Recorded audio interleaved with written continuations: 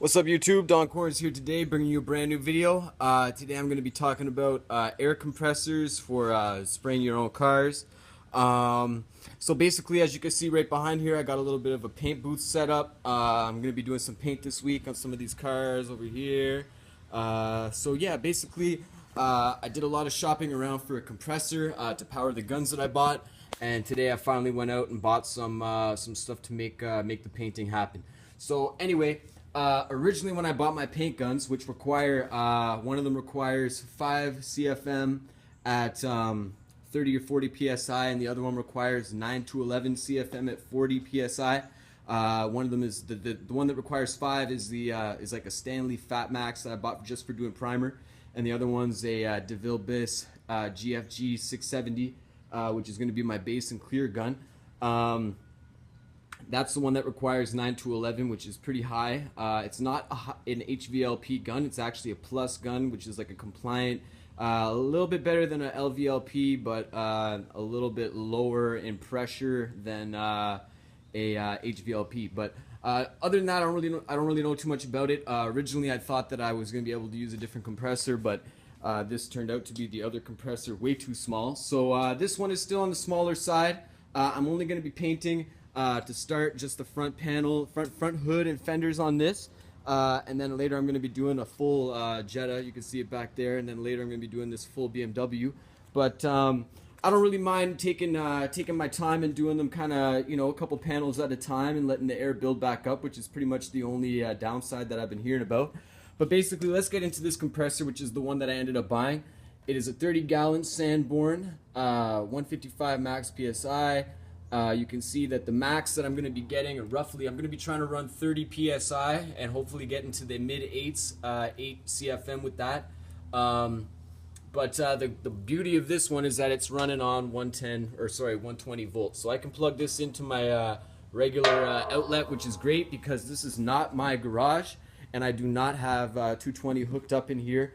And that would be kind of a pain in the ass to do, and I don't really want to ask the person who owns this to go ahead and let me do that when it's only for me to paint these cars. So basically, I was pretty happy to get this. My only other option at the time, I guess, was going to be a gas powered one, which would have presented itself with a whole new set of problems. But anyways, this is the one I bought. On the little grid here shows that it's not really designed for automotive spray guns or sandblasting, but I did call DeVille Biss and check to see if my gun that I bought from them would be alright with this compressor. They did say it would probably get me by, so hopefully that'll work out. I'm going to do a video later to show everyone how it's working and how my painting process is kind of going, considering I'm not using like a 60-gallon tank. So yeah, that was pretty much what I heard from a lot of people, is that 60-gallon is pretty much the way you want to go, 60-gallon plus, but the only downside with that really is it's got to run on 220 volt, because those generally come with like a 5 horsepower motor, and you can't really run that on your stock 110 outlet. So this is, I'm pretty sure it's set on here 1.9 running horsepower, but the CFM that it's saying it pumps should be enough at least to do my Stanley Fat Max gun and hopefully the DeVille Biss. Like I said, the people at DeVille Biss were quite confident that this should work for me. So let's get on to the other stuff that I bought, which was pretty much all necessary for me to do any painting at all. Basically, we got my 50 feet of hose right there. Basically, what I learned is that the moisture condensation that's gonna come from the hot air in your compressor, once it starts to settle and cool, it's gonna create moisture, and basically that's not gonna happen for at least 25 feet after the air comes out of the pump. So you pretty much want to start setting up your water filters and stuff like that, your air filter at least about 25 feet away from the tap on the compressor. So what I'm going to be doing is I'm going to be using these two inline dryers to catch all the water, and these are going to be right in front of my guns. So basically I'm going to have this hooked up to my gun, then one of these, then another foot of hose, then another dryer, and then I'm going to have 25 feet of hose, and then I'm going to have 1 foot of hose. Sorry, my bad. I'm gonna have the 25 feet connected to the air filter, 1 foot, and then it's gonna connect directly to the compressor. So basically from the compressor, it's gonna go through this 1 foot. The air I'm talking about is gonna go through this 1 foot, hit the air filter, it's gonna go through the 50 feet, then it's gonna go through one dryer, another foot, a second dryer, another foot, and then through the gun.